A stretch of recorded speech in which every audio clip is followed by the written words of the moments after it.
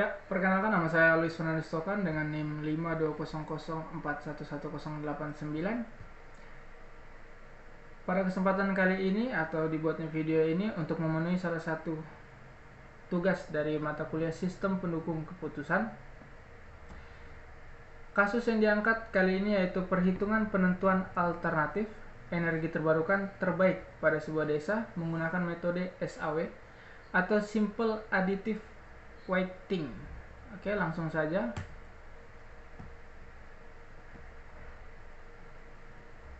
Deskripsi masalah dan tujuan yang diharapkan. Masalah: sebuah desa membutuhkan energi listrik untuk memenuhi kebutuhannya. Hingga saat ini, desa tersebut masih sangat bergantung pada penggunaan bahan bakar fosil yang pada kenyataannya dapat menyebabkan terjadinya gas rumah kaca yang berpotensi merusak iklim serta pencemaran yang membahayakan manusia. Sehingga desa tersebut memutuskan untuk beralih ke energi terbarukan.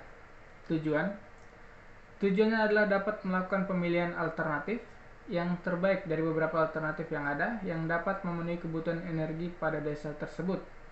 Dalam kurung, dapat mengambil keputusan yang tepat menggunakan metode SAW.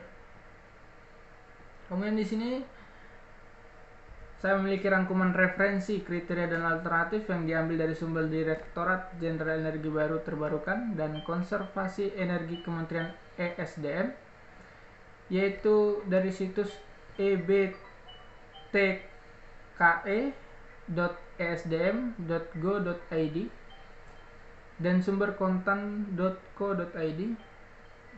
Di sini terdapat 5 alternatif ya yang saya terangkan di sini. Yang pertama itu ada tenaga surya, ada tenaga angin, ada panas bumi, ada tenaga air, dan biomasa. Kemudian dengan 4 kriteria, yaitu ada biaya, ada infrastruktur pendukung, ada lokasi, dan kapasitas.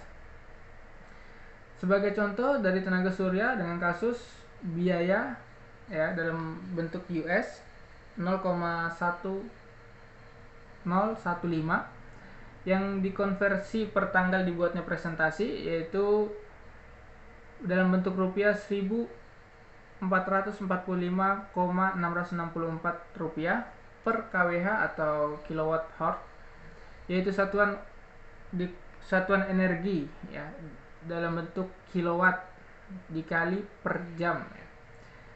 Di sini ada infrastruktur pendukung. Untuk tenaga surya itu sangat mudah, kemudian lokasi sangat mudah untuk tenaga surya, kemudian kapasitas yang telah dikeluarkan yaitu kapasitas EBT ya yang telah dihasilkan hingga saat ini di Indonesia itu ada 153,5 MW atau megawatt MWP. Kemudian di sini ada tenaga angin, ada panas bumi, ada tenaga air, dan biomasa. Ya. Kita lanjutkan saja. Kemudian di sini ada alternatif dan kriteria. Untuk memudahkan dalam penghitungan atau penyelesaian SAW, di sini dibuatkan sebuah kode ya. Kita sepakat bahwa tenaga surya sebagai A1, tenaga angin sebagai A2, kemudian panas bumi sebagai A3, tenaga air sebagai A4, kemudian biomasa sebagai A5. Ada 4 kriteria yang dijadikan acuan dalam pengambilan keputusan, yaitu biaya sebagai C1 ya, kode C1, yaitu seberapa besar biaya yang dikeluarkan untuk menghasilkan energi per kWh ya, kilowatt hour. Di sini untuk memudahkan penghitungan saya melakukan range ya. Sebagai contoh, di bawah 1.100 rupiah nilainya 1. Kemudian range 1.100 sampai 1.200 rupiah nilainya 2. 1.200 sampai 1.300 nilainya 3. 1.300 sampai 1.400 nilainya 4, dan di atas 1.400 nilainya 5. Untuk C2 atau infrastruktur pendukung, yaitu seberapa sulit menemukan infrastruktur pendukung dalam pembangunan energi terbarukan tersebut. Ya, di sini sangat mudah nilai 5, mudah 4, lumayan 3, sulit 2, dan sangat sulit 1. Lokasi yaitu seberapa sulit menemukan lokasi yang cocok untuk pembangunan energi terbarukan. Ya, penghitungan sama seperti sebelumnya. Kemudian di sini ada C4 kapasitas, yaitu kapasitas pembangkit EBT yang telah ada di Indonesia hingga sekarang ya. Di atas 4000 MW atau megawatt itu nilainya 5, 3000 sampai 4000 megawatt nilainya 4, 2000 sampai 3000 megawatt nilainya 3, 1000 sampai 2000 megawatt nilainya 2, dan di bawah 1000 megawatt nilainya 1. Untuk selanjutnya, di sini ada keterangan kriteria. Dalam metode SAW itu digolongkan menjadi dua, yaitu ada sifat benefit dan sifat cost ya. Yang dimaksud dari benefit adalah segala kriteria yang menguntungkan bagi perhitungan ya, sedangkan cost sebaliknya. Yang dimaksud dari benefit ini adalah yang nilai kriterianya semakin tinggi semakin baik, sedangkan untuk cost yang nilai kriterianya semakin tinggi, peluang untuk menjadi alternatif terbaik itu semakin sulit. Sebagai contoh, untuk kriteria yang bersifat benefit itu ada kapasitas ya. Semakin besar kapasitas yang dikeluarkan atau yang dihasilkan ya, itu membuktikan bahwa semakin berhasilnya energi terbarukan tersebut. Kemudian di sini untuk contoh kasus cost itu ada biaya ya. Semakin besar atau semakin mahal, maka peluang untuk menjadi alternatif terbaik itu semakin kecil. Kemudian di sini ada bobot preferensi. Pengambil keputusan memberikan bobot preferensi sebagai C1 25%, C2 20%, C3 30%, C4 25%. Bobot preferensi ini selalu ditentukan dan totalnya harus 100%, atau ketika diubah menjadi desimal itu menjadi berjumlah 1 ya. Sebagai contoh di sini 25% ditambah 20% ditambah 30% ditambah 25 itu sama dengan 100%. Kemudian di sini ada tabel kriteria dan alternatif ya, sebagai ini hanya untuk mempermudah ya. Di sini ada tabelnya. Kemudian selanjutnya nilai dan bobot setiap kriteria ya. Di sini ada nilai dan bobot setiap kriteria. Ini telah ditentukan ya sesuai dengan kriteria atau nilai yang telah ditentukan. Sebagai contoh di sini ada alternatif A1 di kriteria C1, kriteria biaya alternatif 1 ya, sebagai tenaga surya itu nilainya 1 atau di bawah 1000 ya. Selanjutnya di sini ada bobot setiap kriteria yang ditentukan W1, W2, W3, W4 ya. Untuk memudahkan dibuatkanlah kode. Kemudian di sini selanjutnya untuk melakukan penyelesaian SAW dibutuhkan normalisasi terhadap matriks X menjadi matriks R. Sini rumusnya untuk rating kinerja ternormalisasi ya. Ada dua dengan sifat benefit dan sifat cost. Jika J ialah atribut keuntungan benefit, rumusnya atau formulanya yaitu baris dan kolom dari matriks dibagi dengan nilai maksimum dari setiap baris dan kolom.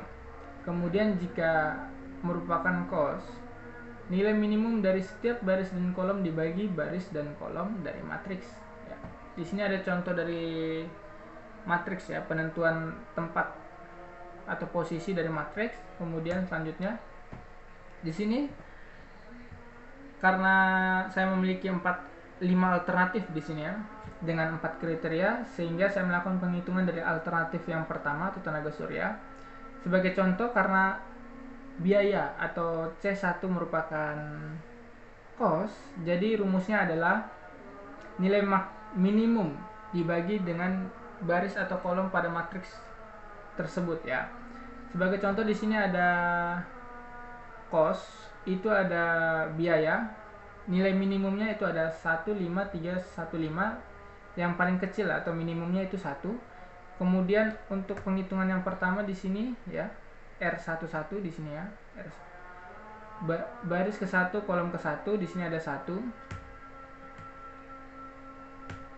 Kemudian di sini, sehingga di sini 1 dibagi 1 1. Sebagai contoh untuk yang benefit ya, karena kriteria infrastruktur pendukung merupakan bagian dari benefit ya, infrastruktur pendukung di sini nilainya 5 ya, dengan dengan maksimum 5 juga.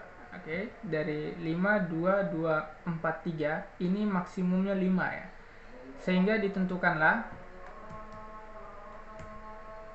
pada R12 atau baris 1 kolom kedua dengan maksimum 5 dan nilai yang pada matriks tersebut pada baris dan kolom tersebut adalah 5, maka 5 dibagi 5 adalah 1. Dan begitu seterusnya. Di sini ada hasil dari nilai preferensinya, itu ada 1, 1, 1, 0,2. Kemudian untuk selanjutnya A2 dilakukan dengan hal yang sama, yaitu alternatif 2, alternatif 3, dan alternatif 4. Kemudian selanjutnya ada alternatif 5 ya, sebagai contoh yang sama. Di sini ada cost, benefit, benefit, benefit ya. Sama penghitungnya itu dari, kalau untuk cost itu dicari minimalnya terlebih dahulu, kemudian dibagi dengan baris dan kolom tersebut. Kemudian untuk cost ya. Untuk benefitnya itu dicari nilai maxnya, kemudian posisi pada saat penghitungan ya, posisi baris dan kolom pada saat penghitungan dibagi nilai maxnya. Di sini sebagai 3 dibagi 5, 0,6. Dari hasil penghitungan itu kita tentukanlah, sebagai contoh di sini ada R11 dari hasilnya 1, kemudian R12 atau baris 1 kolom kedua 1 ya, kita isi di sini R11, R12 dan seterusnya ya. Di sini sebagai contoh di sini ada baris kelima kolom keempat, baris kelima kolom keempat, di sini ada 0,4 ya, 0,4. Untuk selanjutnya, bobot setiap kriteria ubah ke bentuk desimal ya. Dari nilai preferensi setiap alternatif, di sini kita dapatkan 25% dibagi 100, 0,25, 20% dibagi 100, 0,2, 30% dibagi 100, 0,3, dan 25% dibagi 100 sama dengan 0,25. Kemudian formula untuk melakukan perhitungan ranking ya, kita akan melakukan perankingan menggunakan bobot yang telah diberikan oleh pengambil keputusan dengan rumus nilai akhir dari alternatif atau FI, kemudian yang dengan rumus sebagai berikut, kemudian WJ sebagai bobot yang telah ditentukan, RIJ sebagai normalisasi matriks, dan nilai FI yang lebih besar mengindikasikan bahwa alternatif AI lebih terpilih. Ya, dari formula ini untuk memudahkannya di sini ada sebagai contoh. Untuk F1 ya, 0,25 ini diambil dari bobot preferensi yang pertama, kemudian dikali 1 merupakan hasil dari penghitungan nilai yang telah kita buat, yaitu di sini ada 1 R11, kemudian ditambah 0,20 bobot preferensi, kemudian dikali 1 ya, ini pada R2 kolom baris pertama kolom kedua ya. Di sini ada 1. Sebagai contoh di sini ada 1, 1, 1, 0,2 ya. Di sini kita tentukan 1, 1, 1, 0,2 dengan bobot preferensinya.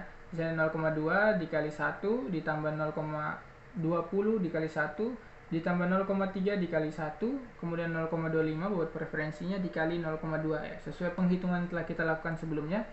Kemudian dilakukan seterusnya, kemudian didapatkanlah hasil 0,8, 0,3, 0,323, 0,96, dan 0,51. Dari hasil tersebut kita melakukan perankingan dari nilai yang terbesar adalah alternatif yang terpilih atau alternatif yang terbaik. Di sini kesimpulan. Kita lakukan perankingan di sini 0,96 atau F4, V4 ya. Itu mendapatkan ranking 1 dengan nilai 0,96 atau nilai tertinggi ya dari semua nilai yang telah dihasilkan dari semua alternatif. Kemudian di sini kesimpulan dari hasil perhitungan nilai yang telah dilakukan dengan mengurutkan nilai dari yang terbesar A4 atau F4 ya, V4, sehingga alternatif A4 atau tenaga air adalah alternatif yang terpilih sebagai alternatif terbaik yang akan menjadi solusi energi terbarukan untuk desa tersebut, sehingga dapat menghindari terjadinya gas rumah kaca yang berpotensi merusak iklim serta pencemaran yang membahayakan manusia. Oke, sekian berikut sumber datanya. Sekian dari presentasi saya. Atas perhatian Atas perhatiannya saya ucapkan terima kasih.